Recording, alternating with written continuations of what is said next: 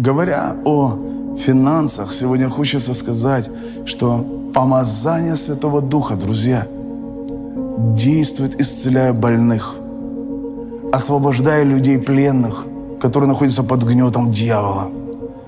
Но удивительно, что в 61 главе Исаии говорится: «Дух Господень на мне, ибо Он помазал меня благовествовать нищим». И это говорится в первую очередь. Нищета – это болезнь. Это болезнь, которая пришла от дьявола. Бог не является автором нищеты. Никто из людей не мечтает быть нищим. Кто защищает сегодня нищету, он обязательно будет ее иметь. Что ты оправдываешь, то и будет в твоей жизни. Что ты осуждаешь, того не будет в твоей жизни. Библия говорит нам о том, что святые проходили нищету. Но Библия не говорит нам, что нищета – это хорошо. Библия называет нищету как что-то из видов страданий. И вот послушайте, сегодня помазание приходит, чтобы мы процветали. И сегодня каждому человеку нужно знать, что Бог, Он желает, чтобы ты процветал. Нам нужно знать принципы финансового процветания. И один из принципов, который в моей жизни я увидел, он сработал. Друзья, я скажу вам об этом принципе прямо сейчас. Вы знаете, я всегда был Богу верен в десятине. Я знал, что десятина – это святое. И я давал Богу десятину. И я также всегда давал Богу свои пожертвования, мы называем партнерские сейчас. И вот я в какой-то момент ощутил, что то, что я жертвую, я хочу увидеть, в самом ли деле Бог воздает.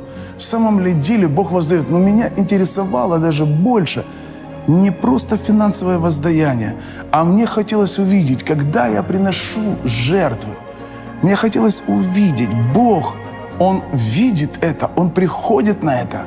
В самом ли деле это для Него что-то значит? В самом ли деле для Него это важно? И в самом ли деле Бог сам с неба может благословить меня? И я могу увидеть, что Бог дает деньги. В какой-то момент моей жизни, в определенный момент, знаете, когда кризис достигнул своего апогея, я сидел в машине, и в этот момент я думал о том, может ли Бог давать деньги. И я начал внутри приходить к такому заключению, что это невозможно, что Бог не может давать деньги человеку, что деньги, они могут быть у человека, если он мудрый, умный, если он чего-то достигает, если он учился. Возможно, так получилось в его жизни, что у него есть деньги, но вот если взять такого человека, как я родился в бедной семье, я вырос без отца, моя мама работала в 2 смены токарем, и вы знаете, я вот не видел никакого процветания никогда. Поэтому я понимал, что такие люди, как я, не процветать не могут. В этот момент я поднял просто вот так вот глаза, помню, я говорю: Боже, я в глубоком смирении, я сказал: Боже, я просто не верю в то, что Ты можешь давать деньги. Я сказал это. Я говорю, я верю так, что проповедники врут. Никаких денег ты дать не можешь. Деньги у умных, у мудрых. Нужно просто уметь их зарабатывать. И Господь перебил меня. В этот момент машина наполнилась такой, как сизой какой-то дымкой, что-то было в воздухе. Я могу сказать точно, что это было сверхъестественно. И Бог проговорил ко мне из книги Левит 22-29. И здесь сказано: если приносите Господу жертву благодарения, то приносите ее так, чтобы она приобрела вам благоволение. И мне открылось слово «так». Потому что здесь написано: приносите ее так, а как не написано? Чтобы она приобрела вам благоволение. Боже мой! В этот момент Бог проговорил мне: как? И это было слово: ты должен себя подставить, ты должен страдать от этой жертвы, Ты должен пережить скорбь от этой жертвы. Ты должен помнить эту жертву всю свою жизнь. Ты никогда не должен забыть этой жертвы. Вот такой должна быть эта жертва. И вы знаете, с того момента я знал, что я должен делать. И я начал жертвовать так, как научил меня Бог. И я начал отдавать буквально все.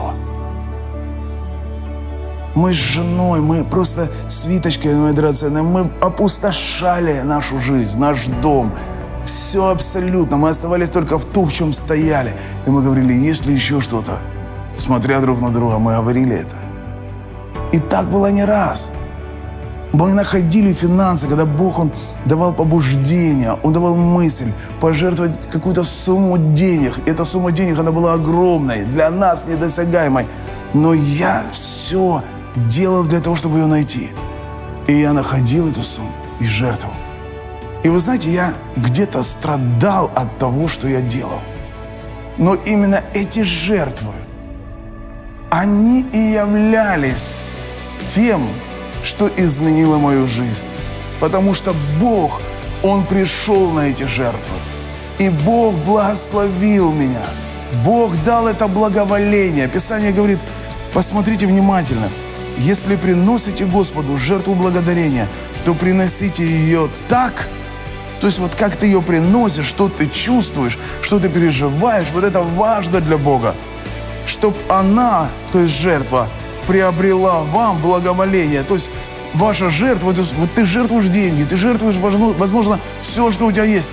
Но в этот момент вот твоя жертва, не ты, а твоя жертва, она приобретает тебе благоволение.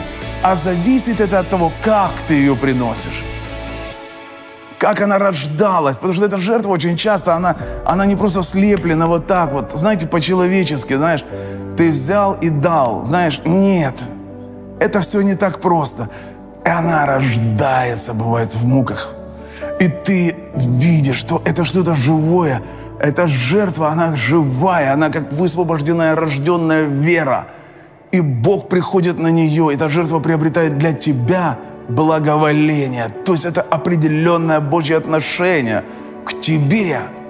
Когда на тебе Его, Бога, великого Бога, благоволение, вся твоя жизнь начинает преображаться. И происходит это конкретно, по-настоящему, подлинно. Вы знаете, меня интересовало по-настоящему. Знаете, вот меня интересовало по-настоящему. Бог должен прийти, и Он должен показать мне себя. Я сказал Ему, что я не верю, но Он мне сказал, так нужно делать. С того момента я знал, поэтому я знал, меня не интересовали какие-то маленькие перемены, меня не интересовали просто какие-то сдвиги в моей жизни, меня не интересовало что-то чуть-чуть, чтобы немножко как-то произошло. Нет, меня интересовало по-настоящему. Я ждал, что Бог придет и совершит величайшие чудеса. Я ждал Его. Поэтому я, ожидая Бога, я знал, что то, что меня интересует присутствие самого Бога, чтобы Он посетил меня, посетил мою жизнь, чтобы Он совершил что-то невероятное с моей жизнью, со мной. И Он это сделал. Я благодарю Его за это. Я вам скажу, ряд событий, они произошли, ряд перемен произошли. И вся моя жизнь, она уже была абсолютно не похожа на жизнь, которой я жил до этого. Я жил жизнью до этих жертв. Моя жизнь была, знаете, такой страшной жизнью. Все, чего я не хотел, приходило в мою жизнь. Но все, чего я хотел, я видел, как оно сбывалось в жизни других людей, но не в моей жизни. Поэтому я хотел увидеть, как сбываются мои мечты. Я хотел увидеть, как Бог придет и даст мне откровение. Я хотел увидеть присутствие Божье в своей жизни. Больше всего на свете. Возможно, деньги я хотел увидеть не в первую очередь, поверьте, а в последнюю. Но деньги – это было то, что Бог дает с неба. И я свидетельствую всем на этой земле. Бог дает деньги. Я в этом свое время, пару десятков лет назад, я в этом усомнился. И я сказал Богу, я не верю в это. Но Бог посетил меня. И с того момента я знаю, что Бог дает деньги, Бог дает благословение, Бог дает. Вы знаете, человек может быть очень-очень умным, образованным, он, может, отучился везде и работал в самых лучших фирмах, но к чему он не коснется, деньги уходят от него. И есть люди, которые нигде не учились, послушайте. Есть люди, которые благословенные. Есть люди, с которыми Бог. И они даже пальцем могут не пошевелить, и деньги будут к ним приходить. И чего они коснутся, все это начинает расти. Быть благословенным, быть в благоволении Божьем, это великое, великое счастье. Сегодня я благословляю каждого. Я хочу вам сказать, дорогие друзья, ваша жизнь должна быть изменена. Я знаю, что вы не мечтаете о нищете. Вы мечтаете о процветании. Вы мечтаете о том, чтобы в вашей жизни был достаток. Кто-то из вас говорит: я так мечтаю жертвовать. Я вот жду, когда придет достаток, чтобы я мог жертвовать. Так это не работает. В моей жизни все было по-другому. Я начал жертвовать из нищеты. Я начал жертвовать тогда, когда у меня достатка не было. И когда у меня его не было, вы знаете, я жертвовал все. Я опустошал себя, я расточал себя. Я делал все невозможное даже для меня, чтобы жертвовать, чтобы только у меня была жертва. Я ждал этого момента. Я, может, был так захвачен этим. О, Боже, для меня это было самым большим счастьем отдать Богу, потому что я верил в Него, я ждал от Него. И я хочу, чтобы ты точно так верил и ждал.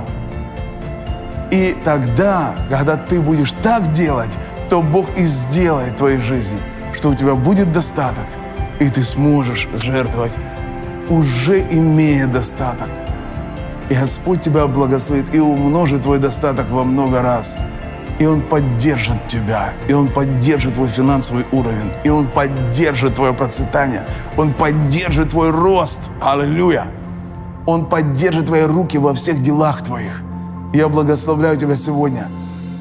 Каждому из вас я хочу сказать, друзья, я знаю, Бог призывает сегодня вас быть финансовым служителем. Вы должны знать, что значит быть финансовым служителем. Не просто что-то делать, не просто давать деньги, а быть финансовым служителем. Быть. Это значит, как иметь в себе природу. Через решение быть финансовым служителем что-то меняется у тебя внутри. Потому что ты говоришь: Господи, я твой сосуд, ты через меня даешь деньги.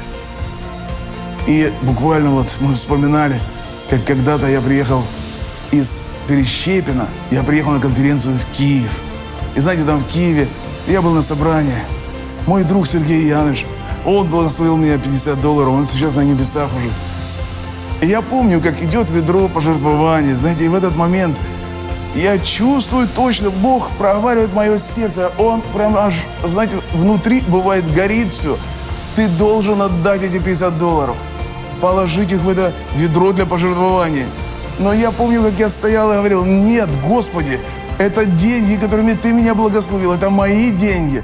И у меня спор прямо с Богом, и у меня на уровне мыслей Господь, Он проговаривает мне четко и говорит. Прям четкие мысли приходят. Отдай деньги. Я дал тебе деньги, чтобы ты передал этой церкви. И я помню, как он внутри ответил. Знаете, у меня прям диалог. Да эта церковь богатая, зачем им деньги? Я не хочу, вот у меня бедная, я в свою церковь отдам эти деньги. На самом деле я хотел купить джинсы, но я был готов отдать уже куда угодно, только не в эту церковь. И знаете что? Господь мне проговорил: это не твое дело, я хочу дать этой церкви эти деньги. Так они ничего не значат, эти деньги, для этой богатой церкви. Я хочу дать этой церкви. И ведро подошло прямо, знаешь, подошли ко мне с этим ведром. И в этот момент я, знаете, закрыл глаза, поднял руки и просто говорил: Господи, я не отдам эти деньги. Ведро прошло мимо меня. Собрание прошло, а в сердце все продолжало гореть. Я надеялся, что все пройдет. Ведро прошло, и все пройдет. Но вы знаете, ведро прошло, а все не прошло. Стало, наоборот, еще больше гореть в сердце. Что ты сделал? Почему ты не отдал то, что я тебе дал? Я дал тебе деньги, чтобы ты просто передал их, и все. Неужели ничего не зацепится? Неужели ничего не должно остаться у меня? Нет, просто передать, и все. Это было жестко. На втором собрании я ждал, когда будет ведро для пожертвования. Я уже был готов все отдать. Я сказал: все, Господи, прости меня за то, что я боролся с тобой. Я сдаюсь, я передам эти деньги этой церкви. Все, я готов. И на собрании, представьте, не было пожертвований. Просто на этом служении пожертвования не делали. И здесь, знаете, как мысли пришли, бесы какие-то начали навевать. Ну вот видишь, ты уже хотел, но на самом деле, ну что ты сделаешь? Ты же не виноват в этом, пожертвования не было. И я помню, внутри я сказал: нет, это меня не остановит. Я мог бы оправдать сейчас и уйти, погасить в себе работу Святого Духа, а значит свое будущее процветание. Но я пошел, нашел группу порядка. И это был какой-то парень. И я сказал ему: послушай, я хочу пожертвовать деньги. Куда мне их пожертвовать? Он говорит: я не знаю. И мы вместе с ним стали искать, куда пожертвовать. Нашли, наконец, эти ведра для пожертвований. Нашли, где они стояли. Они были впереди. Я подошел, он говорит: жертвуй. Я взял и пожертвовал. Пришел мир, и я пошел. И я хочу сегодня каждому сказать: друзья, пусть сегодня вас ничто не остановит, и никто не остановит. Всегда жертвуйте. И знайте, Бог верный. Человек, он может обмануть вас. Люди могут отвернуться от вас. Вы можете людям благотворить, они могут вам потом плюнуть в лицо, вместо того, чтобы сказать спасибо. Они могут потом сказать плохие слова на вас, после того, как вы все для них сделаете, что только можете. Но не Бог. Так поступают люди, но Бог никогда не отвернется от тебя и никогда не скажет тебе плохо, и никогда не сделает тебе плохо, когда ты для Него открытый, когда ты для Него жертвенный, когда ты для Него, знаешь, готов на все. Вот деньги – это какая-то мера, которая, знаете, мерка, которая показывает твое отношение. Ведь касается денег – и маски слетают. Отношения обнажаются всегда между людьми, когда касается денег. Отношения обнажаются между тобой и Богом, когда касается денег. Поэтому если ты свои деньги возьмешь и доверишь Богу, то я хочу тебе сказать, это серьезный шаг в отношениях с Богом. Аминь. Пусть Бог вас благословит. Становитесь прямо сейчас партнерами, а главное, становитесь финансовыми служителями. И я благословляю вас, я молюсь сейчас за каждого, кто становится финансовым служителем. Отец, благослови во имя Иисуса Христа. Твое благословение, как на финансовом служителе, пусть пребудет сейчас на каждом. Пусть каждый, кто становится партнером, а также каждый партнер, который поднимает планку прямо сейчас, во имя Иисуса, да будет благословен. Поднимайте планку прямо сейчас. Во имя Иисуса. Благослови, Господь. Спасибо Тебе. Я благодарю Тебя, Боже. Спасибо Тебе. Аминь. Я благословляю вас.